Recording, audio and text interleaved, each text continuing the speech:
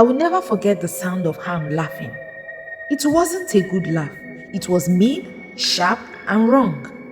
It echoed through the camp and cut through the quiet evening air. I didn't know what he had seen, but I knew it wasn't right. The day had been hard. We were all tired from working the fields, planting crops, and trying to make this empty world a home again.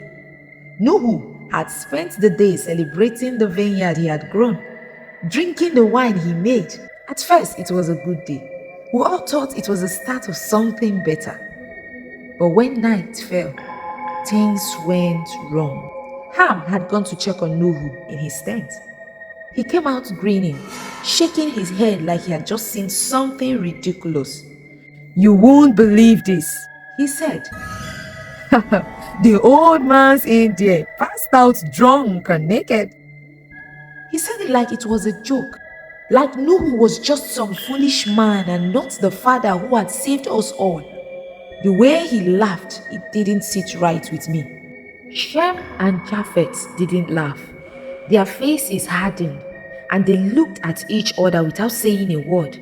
Then they grabbed a blanket and walked towards the tent. "Where are you going?" Ham called after them. "Don't you want to see it? It's hilarious." They didn't answer. I watched as they walked backward into the tent, careful not to look at Nuhu. They draped the blanket over him, covering him up with respect. When they came out, their faces were grim. The next morning, Nuhu woke up.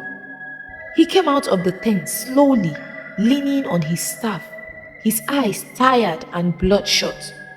At first, he didn't say anything, just stood there looking at us, one by one. When his eyes landed on Ham, they narrowed. "What you did last night," He said quietly, "was a shame to me and to yourself." Ham shifted uncomfortably, but he didn't speak. Nuhu straightened up, his voice growing stronger. "Shem and Japheth honored me. They acted with respect. But you, Ham, you laughed at your father's shame. You mocked me. He took a deep breath, and his words cut like a knife. Because of what you have done, your descendants will serve your brothers. They will struggle, while Shem and Japheth families will grow and prosper." Ham's face twisted with anger, but he said nothing. Shem and Japheth stayed quiet too, but I could see the weight of Nuhu's words sinking in. From that day, the family felt different. There was a divide now, something that couldn't be fixed. Even after all we had survived, the flood, the loss, the emptiness of the world, this moment stuck with me the most.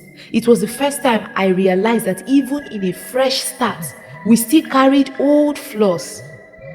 The flood had washed away the earth, but it hadn't washed away the struggles in our hearts.